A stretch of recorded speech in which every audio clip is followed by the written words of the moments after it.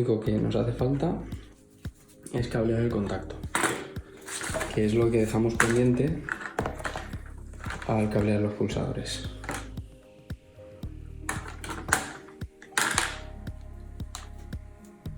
Para ello tenemos un cable más corto que va a ir de la cámara esta de la seta a la del pulsador, la cámara del pulsador rojo,